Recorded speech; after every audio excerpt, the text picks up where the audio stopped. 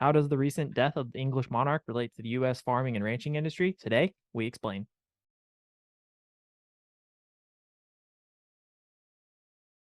Welcome to Hashknife Hangouts. I'm Calen, and my co-host and father is Brandon.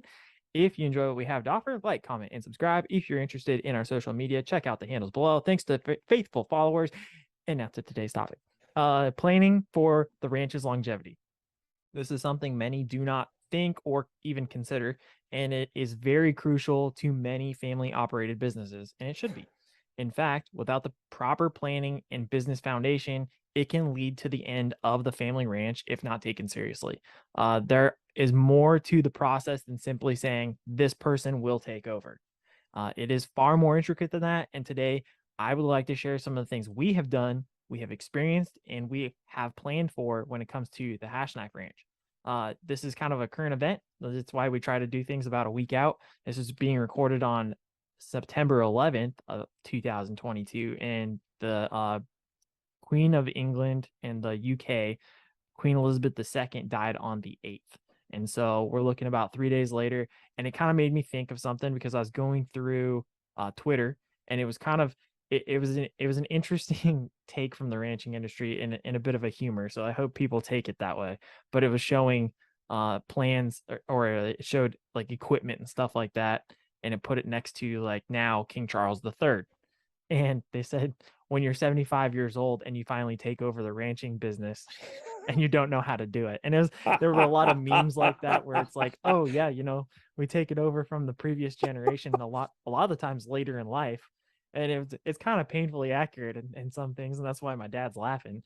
But the other thing too is just like it is something to consider, because if you don't prepare for it and you don't plan for it, then maybe you are unprepared for it when you are towards the end of your life, and so on and so forth. But in his particular circumstance, he's been training for this for 60, 70 years. He's going to be fine. But it's just something that people, when it comes to the ag industry, it is an interesting take. So with that, I will hand it over to Dad for his initial comments.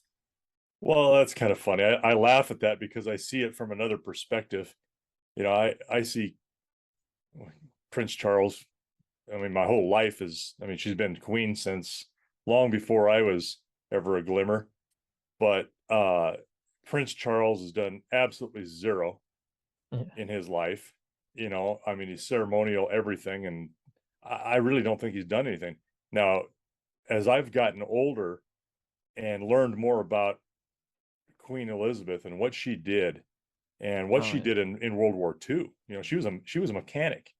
Sent her children off to be safety, and she was part of the war effort as a soldier, as a woman.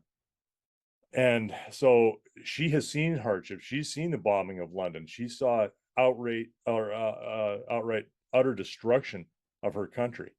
So when he takes over, as he will now, and I like that starting at 73 years old, getting into the ranching business, I can just see it from his perspective. He's like, how tough can it be? A 90-year-old woman ran this.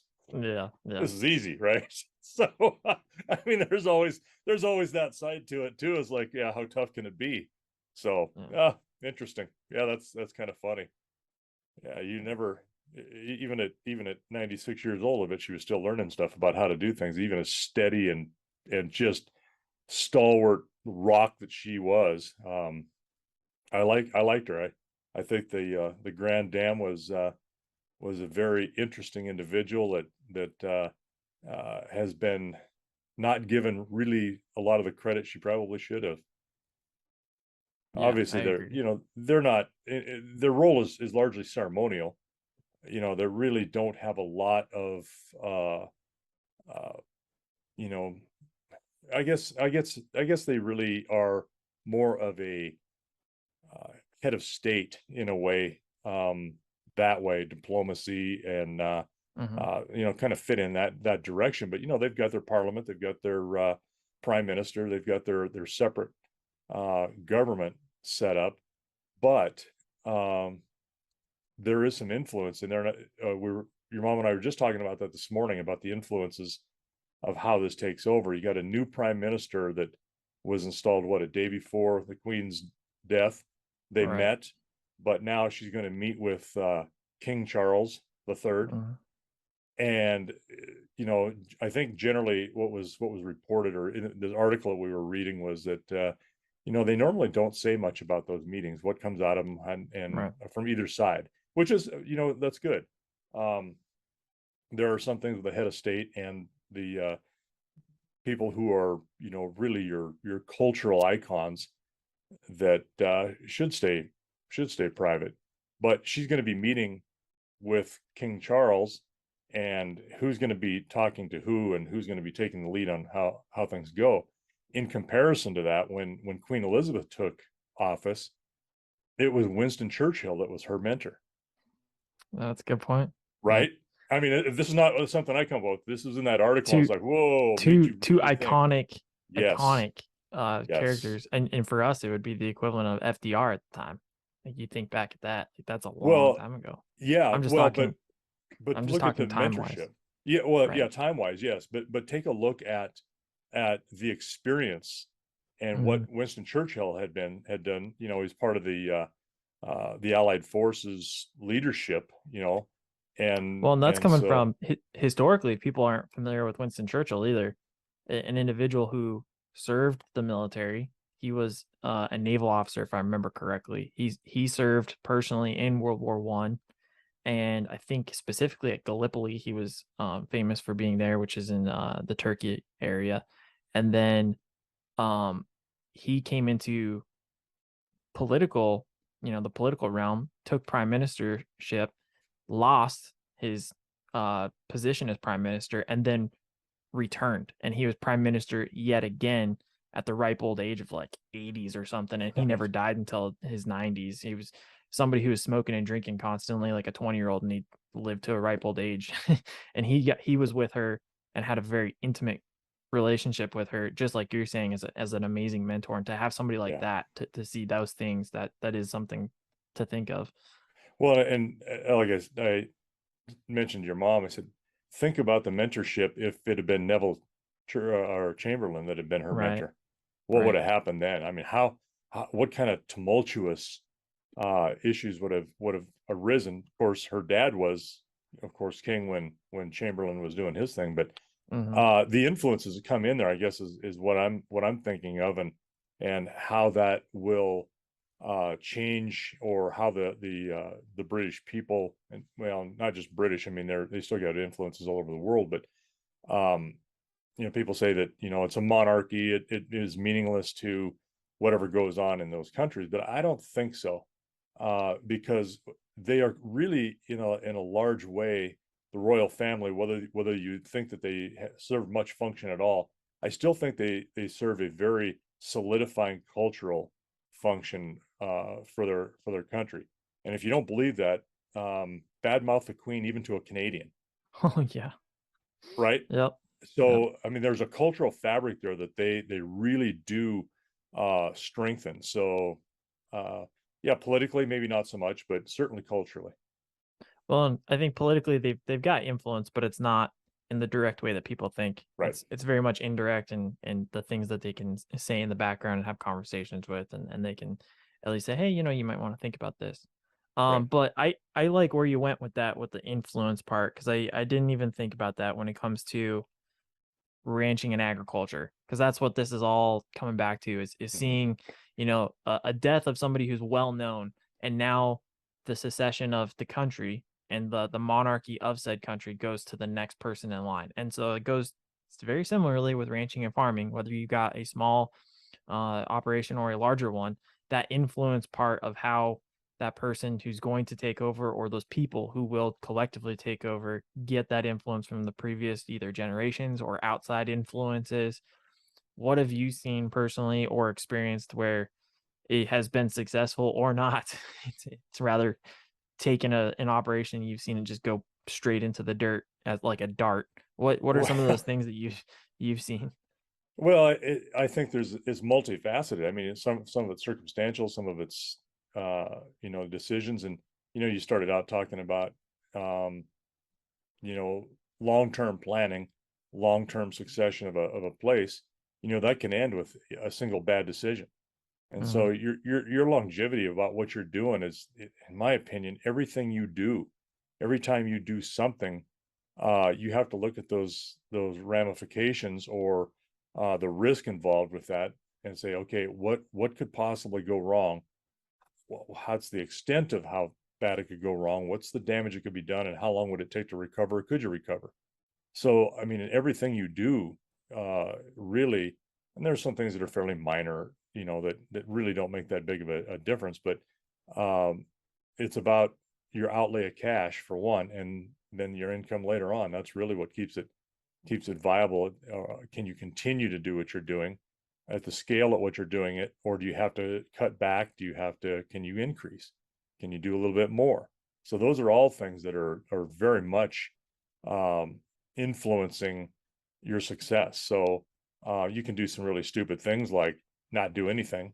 I mean, and I've seen that happen where somebody has worked their life, just, I mean, worked hard and really built themselves a really nice place, maybe increase the size dramatically. It does very, very well. They're smart. A little bit of luck goes a long ways in some of that too. I mean, I'm not gonna lie there.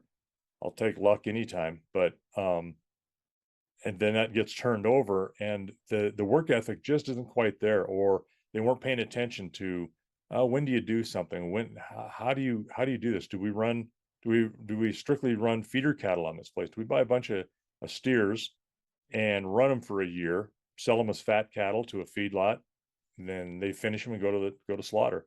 Do you do that, or do you just run cow calf pairs? That's all market driven.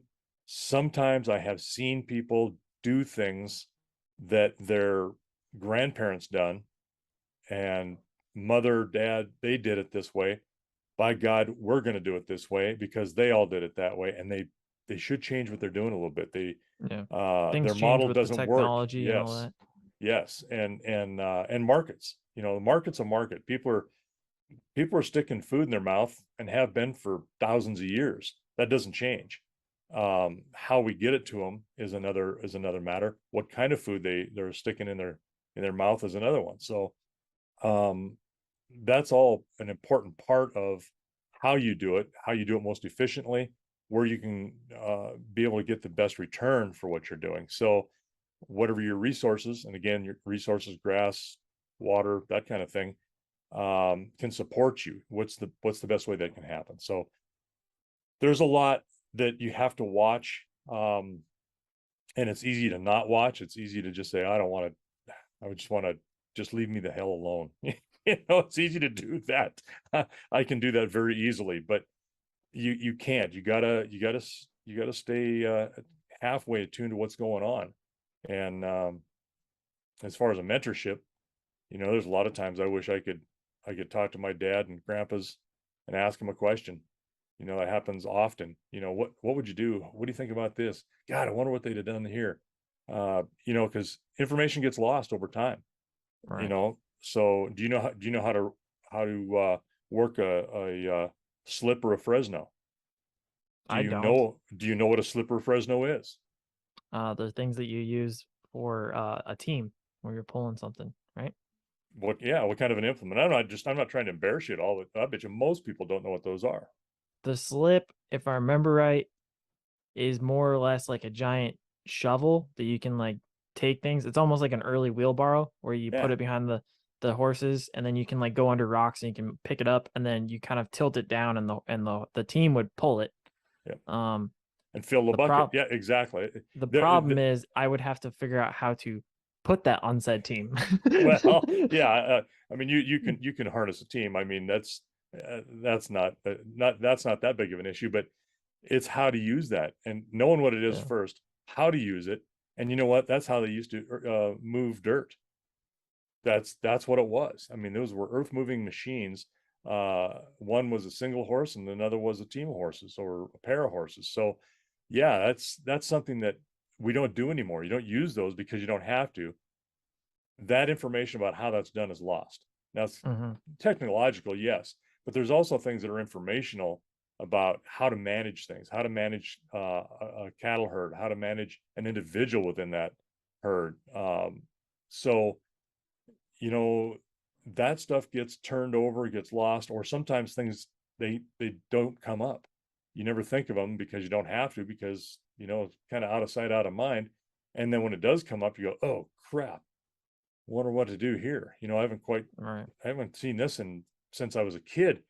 And damn me for not paying attention when I was a kid, and when you're 11, 12 years old, you're just kind of there being a set of hands. You're really not getting into the depth of what it is you're doing and why you're doing it and how you're getting out of this mess, or helping this animal, or you know getting through this time of thin water, low grass, high grasshoppers, all the kinds of things that we still battle today.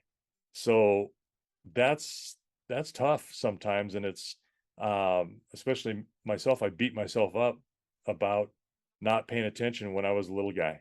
And I mean, that's just the nature of what we do. And then sometimes things will come up and you're like, what would you do? So you got to kind of reinvent, and you got to Yeah. just kind of problem solve and think your way through it, and try to muddle through. And, when you're successful at it, that's good. When you're not successful at it, you get to that point where you don't see the end. What did I do wrong? You got to go back and start thinking about fixing. How do I do this? What do I look for earlier? What do I need to do to intervene? And what matter and how to do it. So those are all learning curves that different issues get lost over time. And you think about bringing this back to the Queen. How long have they been in Windsor Castle? I think that's Oh, been in the family like 1,000 years. right. So there's a lot of things that they're doing. You look at that castle and you see the old slits for the arrows. You see how it's Yeah. constructed. Why do they have that castle look? Those low spots and high spots right next to each other, side by side. That's for war. That's for defense. You can shoot from one side and then hide behind the other, reload, do whatever you need to do, move. You do that anymore with today's technology? Yeah, it's just architecture now. Then it was functional. So Right. there's all kinds of things that change over time, but you don't understand why. People see slits in buildings and wonder, well, geez, what's that for? Well, you shoot arrows through those, literally. A, a lot of what you're talking about, those, is individual too. You're like King Charles, he's gonna figure out the intricacies of the daily duties, right? And he's been slowly taking over some of her daily duties, and that's kind of what it would be for us. Is what do we do with the animals and care for Right. them, from day to day, season to season? What's the overall process? Mm. Him, it's with politics. For us, it's the the raising and the care of the animals, but it's also the other thing I want to talk about is the continuation plan, though, the transition, because it's one thing to and act on the things that we have to do at that time and to make sure that they're fulfilled, and to do the best we can. But there's also the transition plan. And if there's no transition plan, things can get bumpy real quick. What do you think is the most important piece of that? Or maybe how do you make a continuation plan so that it is more smooth, so to Well, speak? yeah, I think about older people saying, "Oh, the world's going to hell in a handbasket. These kids will never hold it together." So, there's always that a joke about it, but you know, we all do. We all see things from an older perspective about we think we're doing the best thing and we can do. And then you have a whiz kid come through and they turn everything upside down and do way better. So you never know. Our succession is just that. I mean, it's working with each other, uh, seeing how we do things, and you guys have been taught, since you and Braden, since you were little guys, how to handle horses, how to handle cattle, how do it quietly. We don't run in there with whips and ropes and start yelling and screaming like you know. I mean, sometimes that's just the way of it in some cultures, and there's lots of subcultures in this you know horsemen, cattlemen, Mhm. cowboys. There's, as you know, we've talked about that before, how to do that with the lowest stress. And there's getting to be more emphasis on that. So those are things that are just taught by working alongside. Um, and Which is then, crazy, because to me, that's something that you learn from your grandpa. So my great grandpa, it just nice and easy with the cows. right, Don't stress them. And now they're starting to look at universities and colleges, going, oh hey, there's something to no stress. right, It take you right, don't knock off as much weight. It's not causing additional issues with health and stuff later on. I'm like, huh, shocker. It's like some of Yeah. these old school guys know what they were doing. Well, some did and some didn't. I mean, there Right. was also that diversity of how you did things too. But Temple Grandin is a very, very well known, very good uh, idea person who has done a lot of work changing the slaughter industry and just cattle handling in general. And I've been to two of her things. One of them was completely different. She's a lady. She's autistic. I think an Asperger's, high functioning autism, and she says I'm kind of quirky. I know that, and she is, but she's got some very, very acute observational skills that she pairs together with behavior on especially cattle, agriculture, horses. I don't know about sheep so much. I'm sure she probably does. She probably can put that tool to use for about anything she looks at. But Right. um, one of the observations was that a thing I was given a presentation to with our friends at Dunroven, and it was more about the autistic kids and about placing them and finding their value and what they can do by watching them and understanding how they think, and which was really, it was really kind of neat. The very first presentation I was at with her was about cattle handling. I thought, I'm going to go to this. She's close. Why not? I mean, might pick something up. And she's going through these things, and I'm like, okay, when is she going to get to the stuff that's good? Because a lot of it was stuff we've been in practice for, generations. Yeah. There was a To couple of us, it's things. considered common knowledge. Right. It's just common sense is what yeah. And so, um, but there's a lot of people that don't get that or haven't practiced that. So, and it seems to be new to them. Um, like I say, just a couple of things that I picked up, and okay, yeah, that sounds good. I can see how that would work. And one of them was about dogs working cattle around the corrals and shoot. She goes, "Don't do it."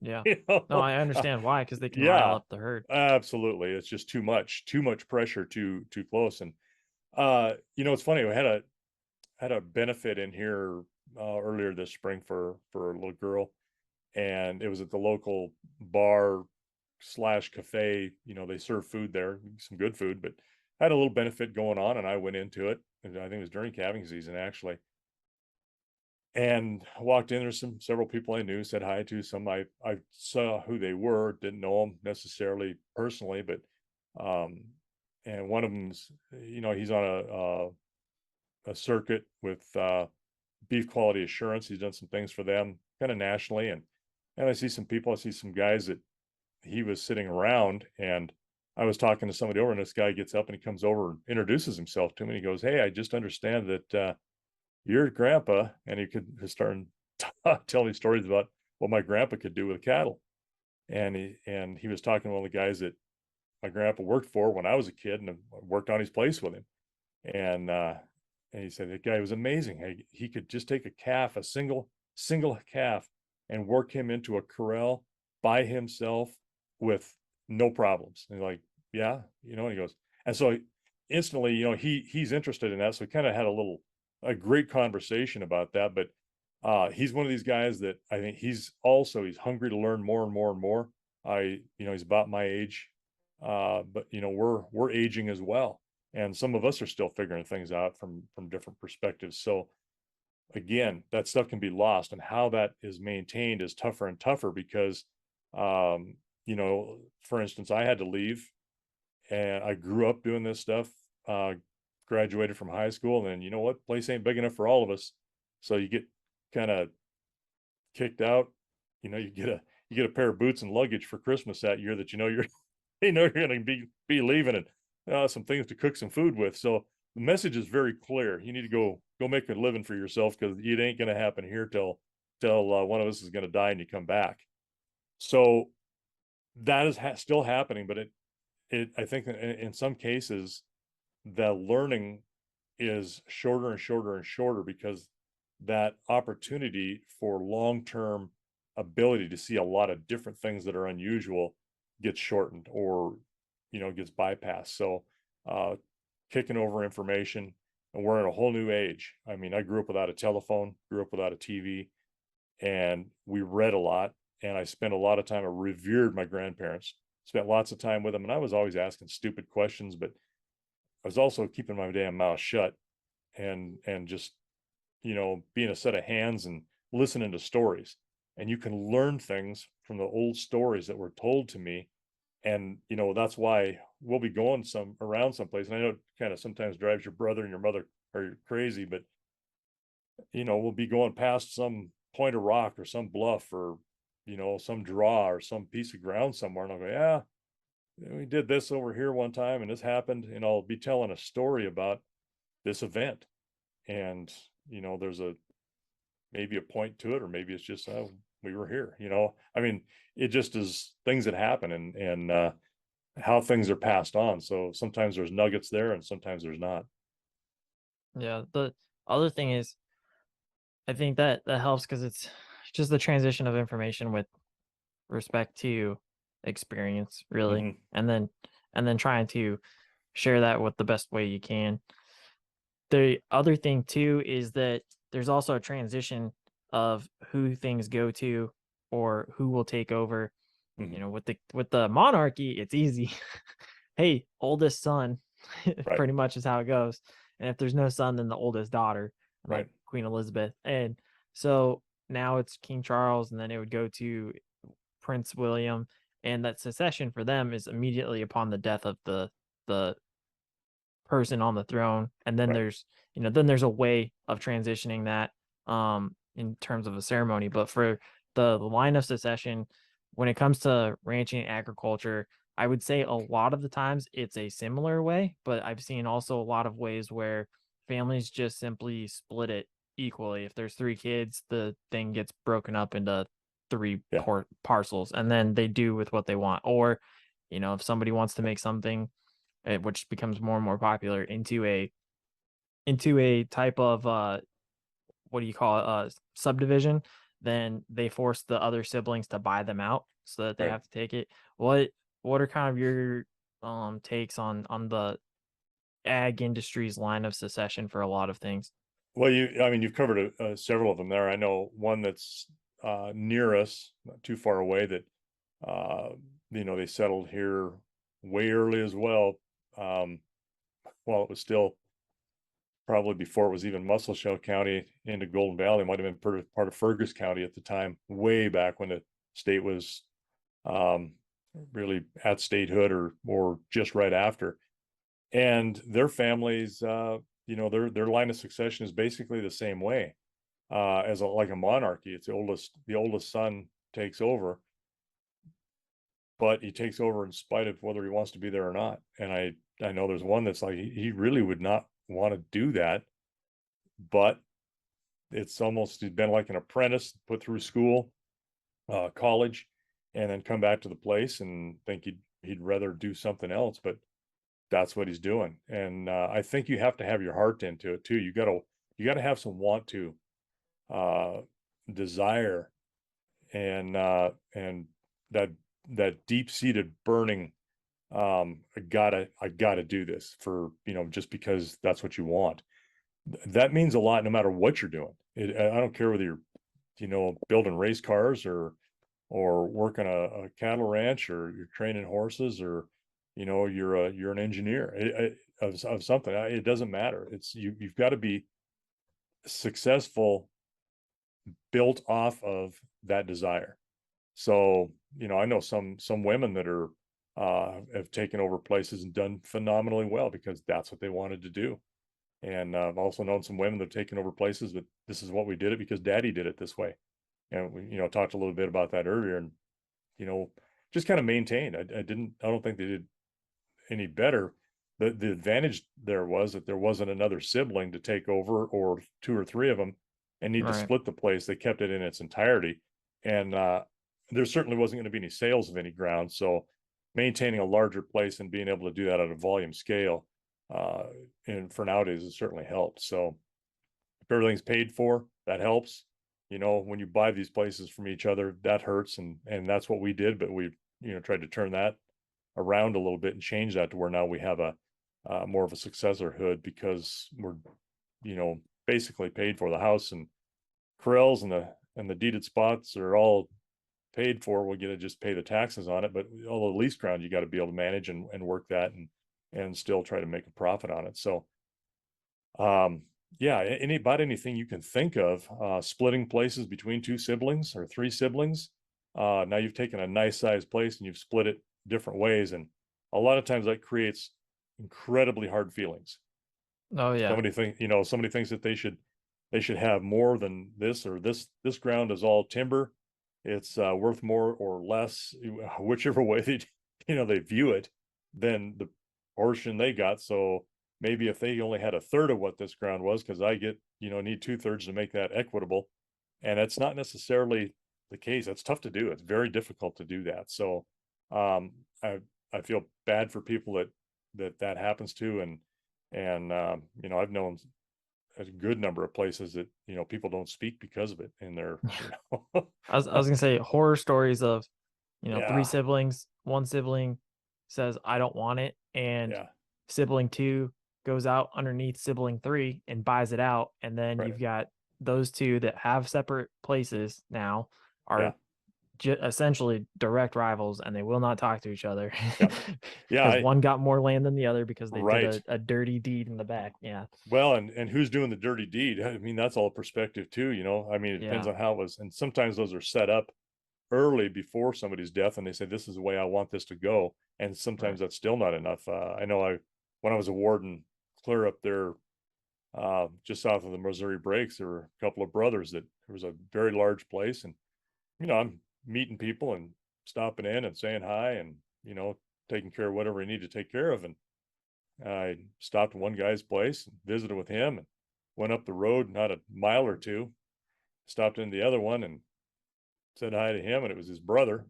And those two badmouthed the hell out of each other to me. And I was like, I'm not going to say anything. It's like you learn a little bit of history real quick there without even being Yep. asked. So, Yep. and very hard feelings. And boy, they wouldn't even wave to each other on the road. So, Might be those a are single tough. finger rave. Yeah, exactly. Yeah, I mean, could be not getting the whole bouquet, that's for sure. Yeah. But yeah, those are difficult things, and there's also places where there are no successors, Right. nobody, and that's happened locally here too in the last 3, 4, 5 years, and very nice place, beautiful place. Two brothers had they each, I think that got split, and they ended up with it. One of them, never had any heirs, and so it went to a group that he was a part of, a civic organization, and I was afraid that that was going to end up owned by some out-of-staters that have been buying up everything here, and was very, very pleased when that went to some local people that were, they've done well, made some good decisions on some side business type things, and uh, frankly needed to shelter some money. And so they were able to Yeah. buy that place in its entirety. It's like, that's fantastic. I love that because it's going to stay local. We're not going to be Yeah. changing hands. And thank goodness that happened that way. And it sounds a little bit protectionist and more like we don't welcome some of the out-of-staters, but you know what? Some of the out-of-staters have come in and raped and pillaged, and you There's a know, trend. there's a trend. Yeah. The secession, I'd like to share kind of the ranch's secession. Yeah. How was it that um the land and everything it is came to you and mom, and then how is it going to go to the next generation? Because there's two very specific. The reason why I ask is because the two secessions are going to be two very different ways in which the business is conducted, and I think it's a good example of how LLCs work and why the Mhm. ranch is now an LLC rather than just owned by a person Yeah. or two sets of people. Well, yeah, it's basically been divided, inherited when my great great grandpa homesteaded this. He was very, very shrewd and very smart about what he did. And as people, went broke, he was able to buy their portions up, or their quarter section at a time, basically, and amassed quite a piece of ground that was very good water, good area, and we're at that place now. But as that got inherited by my great grandpa. And I don't, to be honest, don't know how he did that, whether they bought it. I don't know. I could ask some of the elders that are still alive, but I could probably go back through some records too and just do some research. He ended up with it. He and my grandma, they ran it for years and years. And then when they were ready to retire, couldn't physically do the work anymore, then they split it. And it was a choice between some of the boys and some of the girls. And there were like 6 kids. And one of them, a couple of them said, no, don't want it. The girls were like, no. And 2 of them that were here said, yeah. Well, then they split the place between them. And so that was a major split. And then my great uncle had this place, this side of it, and ran it. And then for him, for kind of a retirement thing, because he, let's face it, he wasn't as ambitious as Yeah. as our grandfathers, He and had also seen some stuff in World War II and didn't really he want to do anything after that. exactly, he was at in the Battle of the Bulge and saw some very, very difficult times. Only heard him talk about it one time in my life, and my dad and I were there when he did. We were unbelievably shocked that he was even talking about it. Really bad stuff. So yeah, he was like, you know what?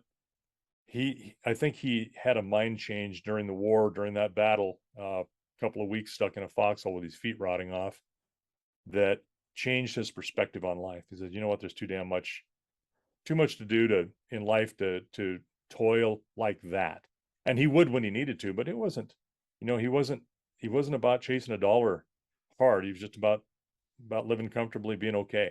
So we started selling off little pieces of ground on the outside, or half section here or a section there at a time. And it's like, I wish he wouldn't have, obviously, Yeah, but selfishly. it's what it is. Yeah, it's selfish. Absolutely selfish. So then mom and dad, when he died, my aunt had it, we leased the place. And then when she died, we ended up buying it, or mom and dad did. I shouldn't say we, because I wasn't part of that transaction, but bought the place. And then as they got older, they were trying to transition my brother into it a couple times, and he was in between and in and out of going to Afghanistan, and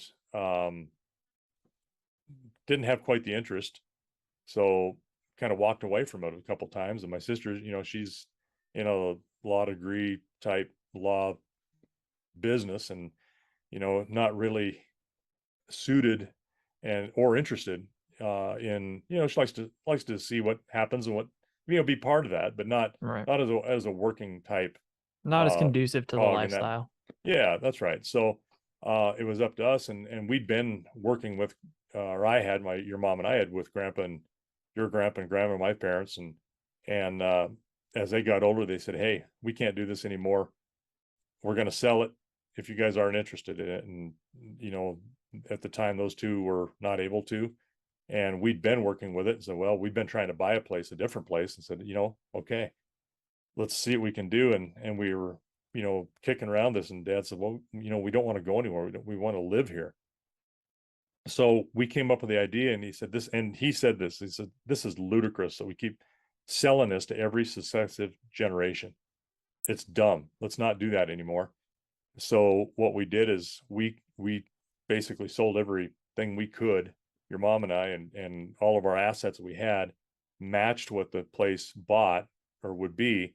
And then we had a encumbrance beyond that we had to match in improvements, and match that with your grandpa and grandma. And we formed an LLC with dad and I talked to a lawyer, formed this LLC, set up some shares, and then the successorhood goes to kind of like the monarchy in a way. Right. Grandpa and grandma and your mom and I all had equal shares. And then as one of us dies, then the shares go to the next oldest, which would be you, and then Braden, and then successors or spouses after that, as your mom and I croak. So that, and if there are none, then you just inherited, our shares as well. So it could go down again to one person owning all of it, if you come to that, because your successors, your heirs in this LLC are gonna take what you get, just like the monarchy is passing that along. Let's say, God forbid, something happens to your brother, then his shares, he's got those set up to when he receives them, they go to someone else. Um, and if he has no heirs or no spouse at that point, then I don't know, it'll probably be split between the three of us, or you get them all, or I don't know how that's going to go. But those shares are there. Mom and I croak, you could be standing alone, or the two of you could be standing, or he could be standing alone, or something happens to three of us going someplace on some little trip, and your mom's at home. Guess what? Now she's a sole survivor. So those shares are split out for a reason. It is for us, it's about successibility and being able to do that and maintain a place without every successive generation, having to go into debt deep to buy it and never be able to do it. So that's kind of the way we set that up. And I think there's a lot of ranches that do that. That's not unusual. Sometimes they're just a S corp, whatever way that's a tax advantage to them. So it's a good way to try to do that. And then, you have laws that are changing all the time with inheritance laws and, death tax that people don't understand, that, the government wants their filthy little mitts on a place to, be able to have you liquidate everything you've got so that, they can distribute that money to somebody who's never worked. Right. Well, and the key to all of that is as a Cliff Notes or Spark Notes version is you go from passing it from generation to generation where they have to buy the ranch from each generation and go further and further into debt to where now we have shares and positions on a board, and you can earn your way onto or out of that board. And it's much more efficient, honestly, in terms of determining who's going to get what, where their pieces, because if you don't earn your way into the board, you're not going to get shares. And so it's a nicer way of being able to pass it down without putting the next generation into financial hardships as well. Well, and then, everybody brings some talents to that. You hope some knowledge, some historical knowledge, some education, some work effort. I mean, everybody has to pull a little bit in the same direction, and in order to make it done. And you guys are, when you can, you're kind of in a tight spot where your employer doesn't let you just take days off willy-nilly. Go home. Yeah. And I'm don't have an outside job that I'm obligated to, 40, 50, 60 hours a week. So I'm here, and your mom's here, and of course she's now teaching school again part-time. She's got a failed retirement that lasted 2 months, and she's back to teaching school locally here within the county in the little town of Lavina, just west or east of us. We're about 10 miles to the west of them where we sit. But um, everybody has something that they do, and she works a lot on this place with me. You do, your brother, when we need him, he comes and chips in, and actually your uncle and aunt, and they want to be able to have some heritage there and show their kids what goes on. So times when we brand generally is the biggest part. Sometimes when we give our preconditioning shots, things like that before sale, or even we've even had them help us when we ship. Just different things come up, and they come and they volunteer, and we try to feed them really good. And in the past, we've supplied them with money for what a half a beef would be, things like that. So you try to do the best you can, and hopefully not lose a bunch of money based on markets and bad things, and some of the historical things that we've talked about that have gone on for decades Right. that still affect us today. The final question, probably the more important question of all of that, is the Queen was working with the new prime minister a day or two before her death. When does a farmer or rancher stop working? It's basically that last breath they take. Yeah. It might take place out in a barn or a pasture, or horseback or whatever. I know a guy that he was they found him, I think he was in his mid to late 70s, and horse come home. He didn't. This is only 10, 12 years ago. Horse come home, and he didn't. And they started going out, and they found him alongside. He was looked like he was headed home on his horse, and found him laying dead alongside the fence. And maybe a freak deal. I'd have heard a couple of different things that he figured he was dead before he hit the ground. Another one was that maybe the horse spooked from some birds and jumped out sideways, and he come off and hit his head on a fence post. Either way, he was working right up till the end. So, that's the nature of it. And sometimes it's rare, I think, that you get to spend a lot of time not working as an older individual, and part of that is choice, part of it's not. But just like your grandpa, they don't want to leave the place. Nobody wants. This is home. This is their life, and nobody wants to leave here. I plan on dying, with any luck, not freezing to death, and which I arguably is once you get past the hurting part, is not a bad way to go either. So just get sleepy. Yeah, just go to sleep. It's not. But if you can do it out here doing what you want, I can't think of a better way to go. I can, but I can't air it. Yeah, I know. I mean, that's a good example though, is that I've seen a lot of older guys that they're just kind of shuffling in the barnyard or something and making their way to the house to get a hot cup of coffee to warm up again, and they'll go back outside. And I think to an extent, I've seen more people, their bodies are clearly broken because they've been in wrecks, but they're younger than a lot of people that you might see equivalent in the equivalent age, maybe living in town or something, because they get out and they're able to go do something and they're moving around. And I think there's definitely a benefit there. I mean, for example, we have on mom's side of the family an uncle who is famous for just looking like he was in his 60s up until I think he died at 92 or 94, and he looked like he was in his 60s up until about 2, maybe 3 years before his death. And it was because he attributed it, when we asked him, to gardening. Every single morning he went out and he took care of his garden, and he was proud that he was able to take care of his garden every single day, and that was his thing. So I think there's something to that, of being able to get outside, get some fresh air, get your body moving. That helps with that as well. Well, and I think it's about your value, self-value, and do others value you? Are you productive, and are you helping in the overall scheme of things? I can remember doing things, some of the things with the horses, and my grandpa, couldn't do it anymore. He was in his 80s, early 80s, and his body was, it was busted, it was broken, and you know, but he had value because, he'd mentioned something. He said, "Why are you doing that?" And I'd tell him, he goes, "Oh, that's a pretty good idea." I mean, you knew you were doing something right when you could mention something that he didn't understand quite what you were doing. It wasn't because he didn't know. It was a different way of doing it, but it was based on something that he had taught you years before.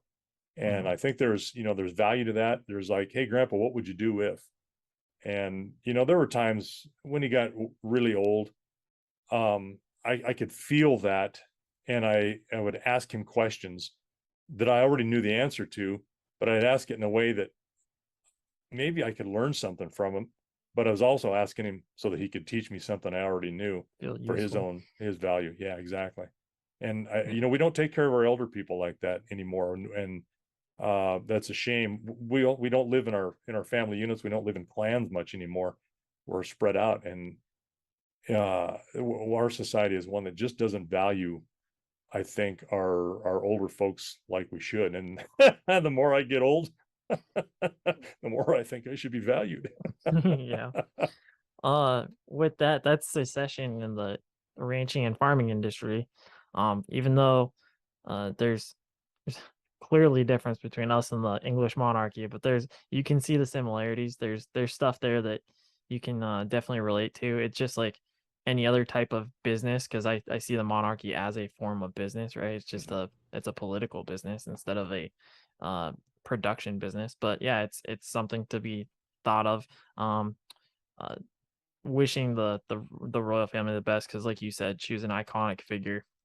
Crazy to think that her first mentor was Winston Churchill, though. I Yeah. didn't even think about that. A Mhm. fun fact that I saw too, today, 9 out of 10 people born in the world, were born after she took the throne. I don't well, So, 70 years. That's, yeah, yeah. exactly. That's just that's a statistic there that's easy to do. But yeah, that's crazy.